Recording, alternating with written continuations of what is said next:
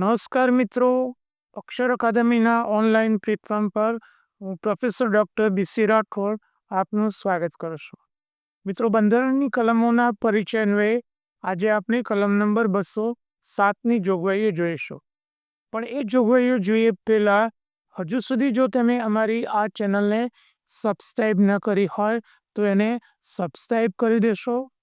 એક બીજી વિનંતી છે કે તમે અમારા જે વિડીયો જુઓ છો એ વિડીયોને તમે મોટી સંખ્યામાં શેર કરો, જેથી કરીને ગુજરાતના વિદ્યાર્થીઓને અક્ષર અકાદમી દ્વારા ઓનલાઈન પ્લેટફોર્મથી જે ફ્રી માહિતી આપવામાં આવે છે એ માહિતી તેમના સુધી પહોંચી શકે.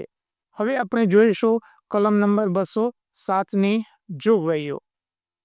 કલમ નંબર 207 નાણાકીય વિધેયકોને લગતી ખાસ જોગવાઈઓ.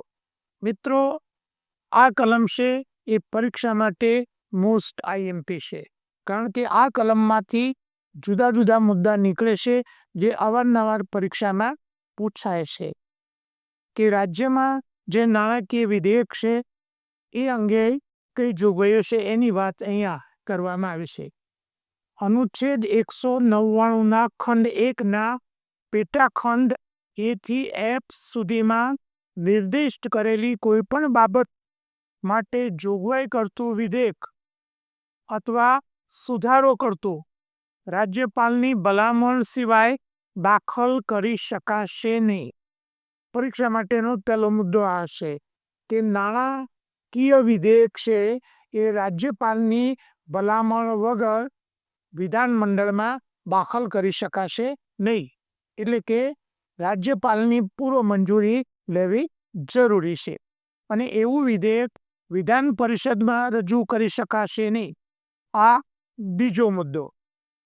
રાજ્યની વિધાનસભામાં અથવા રાજ્યના વિધાનમંડળમાં નાણાકીય વિધેયક છે એ વિધેયક વિધાન પરિષદમાં દાખલ કરી શકાતું નથી. સૌથી પહેલાં એ વિધાનસભામાં દાખલ કરી શકાય છે. એટલે આ મુદ્દો બીજો છે, આ પહેલો અને આ બીજો મુદ્દો. પરંતુ કોઈ કરમાં ઘટાડો કરવાની કે નાબૂદ કરવાની જોગવાઈ કરતું, સુધારો કરતું કોઈ વિધેયક હોય તો એને આ ખંડ હેઠળની ભલામણની જરૂર રહેશે નહીં. પરંતુ કોઈ ટેક્સ વધારવાનો હોય, નાબૂદ કરવાની હોય તો એ અંગેનું જો વિધેયક હોય તો એ વિધેયકને આ ખંડની જોગવાઈઓ લાગુ પડશે નહીં. જોઈએ એના પછીની મુદ્દતો. કોઈ વિધેયક સુધારો માત્ર દંડ કે નાણાંના રૂપમાં બીજી શિક્ષા કરવાની અથવા લાયસન્સ માટે ફી કે બજાવેલી સેવા માટે ફી માગવાની કે આપવાની જોગવાઈ કરતો હોય તેટલા જ કારણે અથવા સ્થાનિક હેતુઓ માટે કોઈ સ્થાનિક સત્તામંડળને કોઈ કર નાખવાની, નાબૂદ કરવાની, માફ કરવાની કે તેમાં ફેરફાર કરવાની અથવા તેનું નિયમન કરવાની જોગવાઈ હોય તેટલા જ કારણે તે ઉપર જણાવેલી કોઈ બાબતની જોગવાઈ કરે છે એમ ગણાશે નહીં.